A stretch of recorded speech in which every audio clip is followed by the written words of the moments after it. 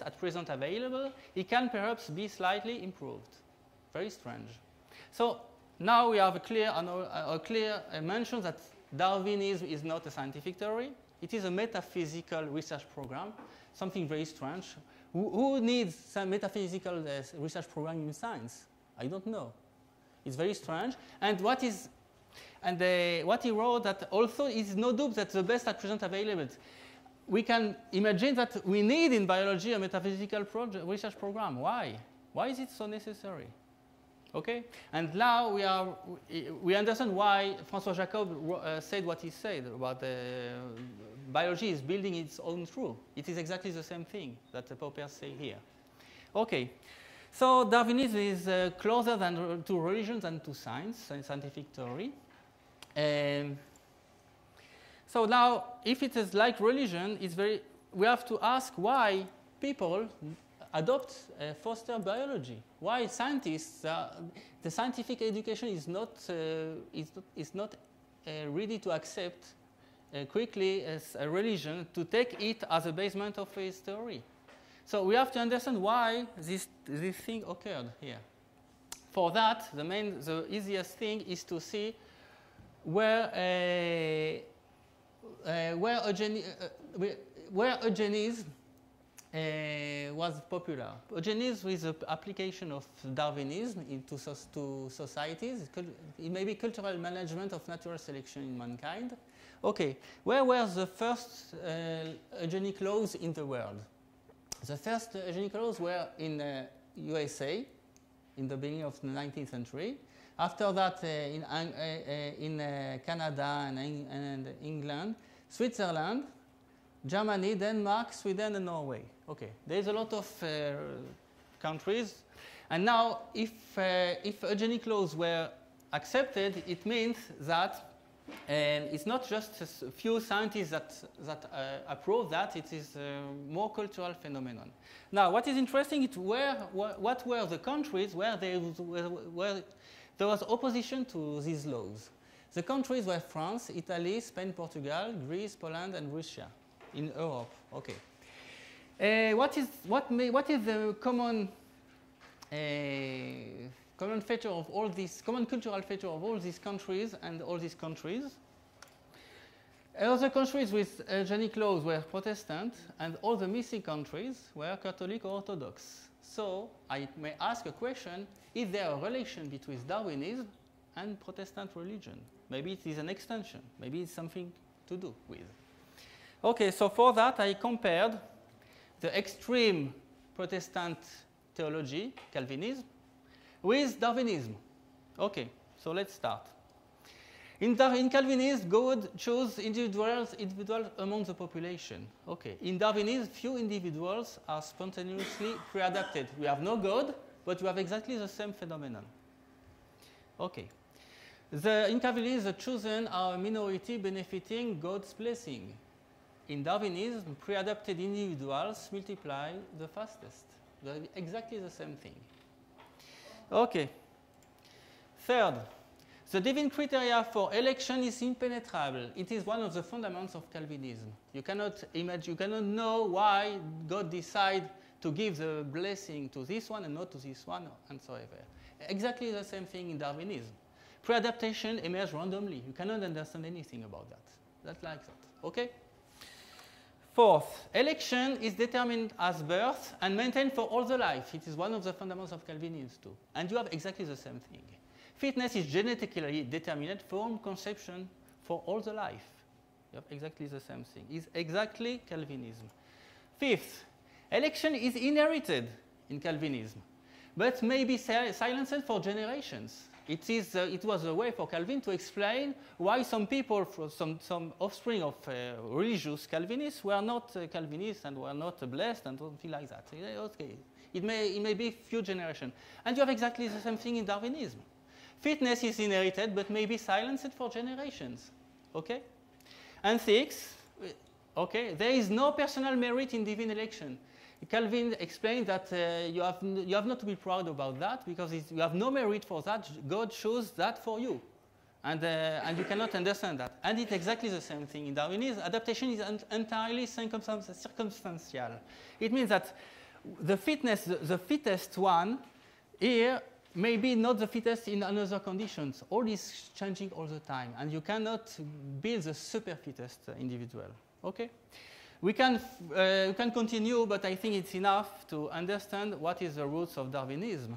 Darwinism maybe it is a Calvinism without God. Okay, it is exactly that. So we can understand why it was so popular in a country where Protestantism and especially Calvinism was there. Interestingly, Darwin himself was not so religious, but his wife was very, very Calvinist, and he by himself like that. It's not so clear.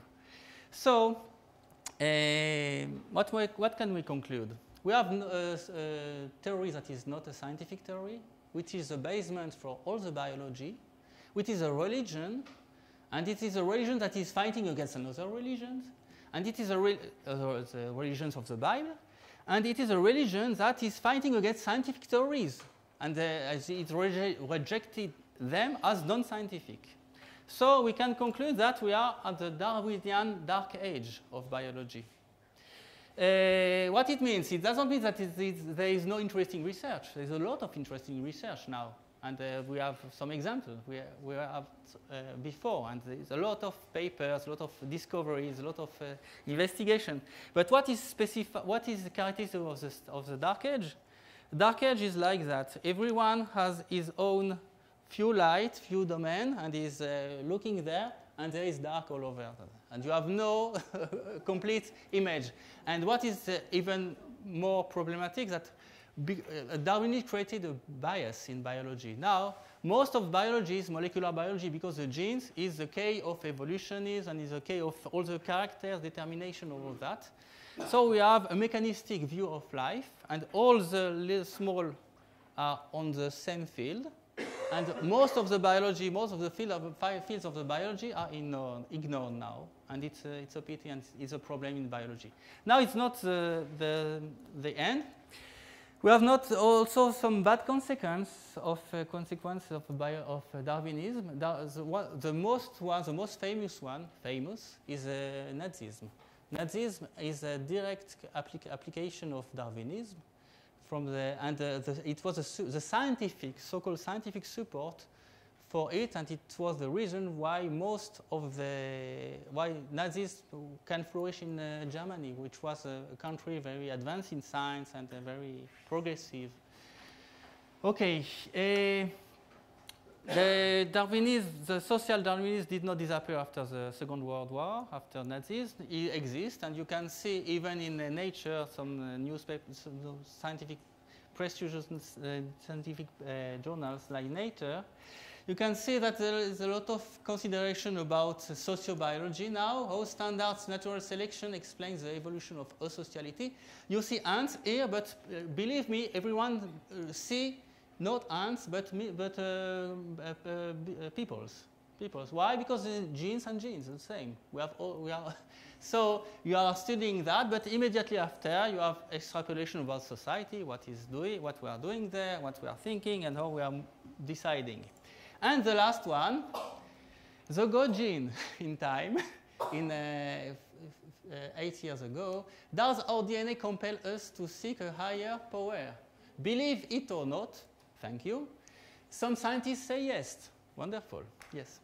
So for this, we have here, I think the end phase of the Darwinian religion is to integrate openly all the character of the religion it came from. That is Calvinism. Okay, that's the end. If you have questions, I didn't speak about what happens in Israel, because we are not Calvinists, or at least not openly. But the academy, the biologists in Israel are very Darwinistic.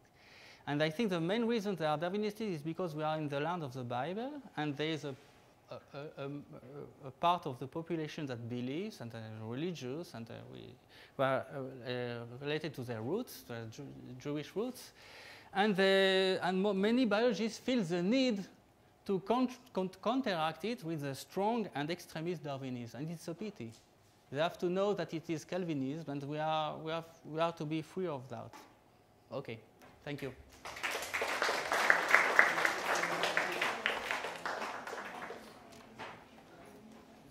Questions? Not questions.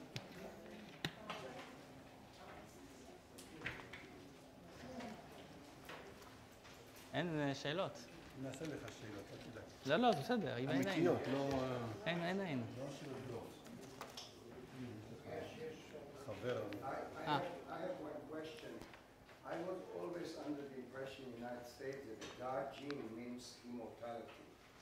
If כן. somebody can find a gene Yes. to become immortal, they will not die, they will live for 200 years. Yes. It is something else here. It is a gene to believe about God. It is a gene for religion. They are speaking about. It's not gene for immortality. They imagine that there is a gene selected by natural selection to believe on a supernatural power and to bring us to do something for fitness or for survival or anything else. It was the idea. It's an idea of evolutionary psychology. It's a new domain that comes from sociobiology. I think that is very dangerous, this domain now, because it's attempting to explain all our behavior from sexual behavior, because it's the most basic behavior in survival, fitness, offsprings, so it's sexual behavior. And they attempt to explain all our behavior, human behavior, through development, through adaptive development of expansion of sexual behavior. It's evolutionary psychology. And it is one of these projects. There is also epigenetics now that they said the environment also determines the behavior of your genes, no matter how you actually, the genetic code. Yes. But it's very interesting because, you have genetic as a main domain and epigenetic. But even the definition of epigenetic is conditioned by is latent to condition that as a secondary factor after genetics. Who say that? It's not epigenetic. Maybe the epi is the genetic and it is the main. You see? It is exactly that the analysis of residual. You have a main phenomenon, you have residuals, and you try to explain them in regard to the main curve. And now the main curve is genetic, and the residual you attempt to explain in regard to the main curve is epigenetic. But why? Maybe it's not like that. Because you cannot explain some of these phenomena by Darwinism, so you have to come out with some other explanation. Yes, but because if you have the gene, it's not supposed to behave this way.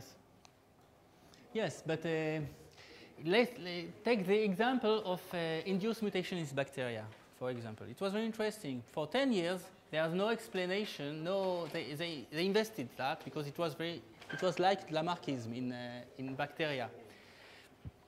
And after 10 years, more or less, they start with the Darwinian explanation. They did not verify it because it's impossible to verify it. But they put it on, and that's all. There is no problem. There is no more research about that because we have an answer. But it's not a scientific answer. So the God gene has many alleles. What? The God gene has many alleles. A Catholic allele, Yes. a Jewish allele. Yes, a lot. Indians, alleles, all that. Wonderful. And now we know what is the dominant allele. Some of us have Yes. deletion in this gene. Yes, and we know what is the dominant allele. We will have a conference about that. A few times. Okay, thank you.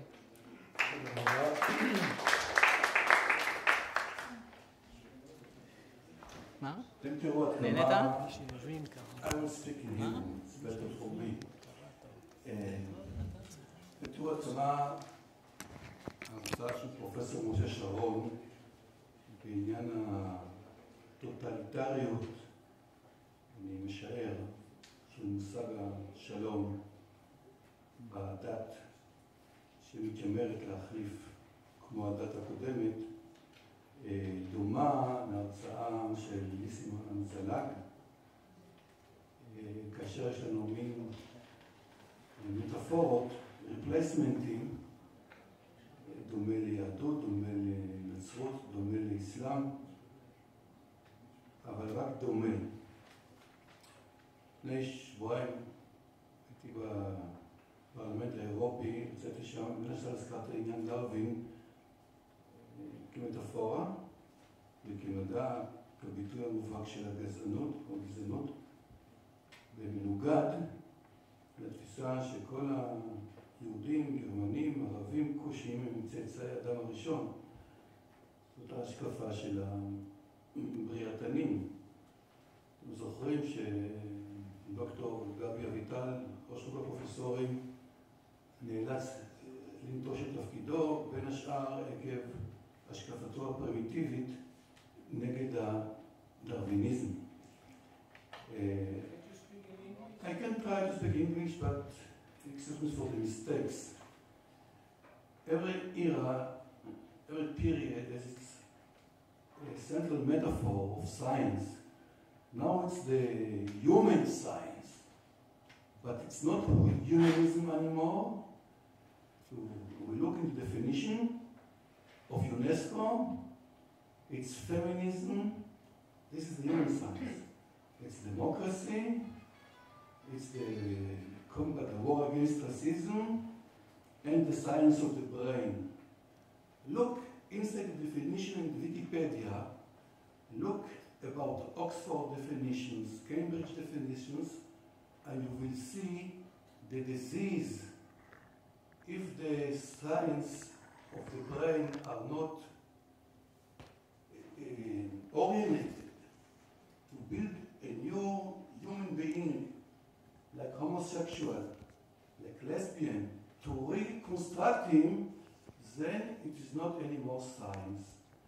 Because you must believe that this behaviorism is built inside the human being. And this is the main metaphor now. And ones that speak against, we throw out from the academy, cannot print papers in journals, only maybe in Nature, and so on. But you know what is jinn in Arabic? I prefer that you will explain what is jinn, shed, meshigas, majnun yud, וכן הלאה. כלומר, if we will understand the metaphors between the seven cultures that are in collision now, our philosophy will be much more flexible, much more deeper, and much more open.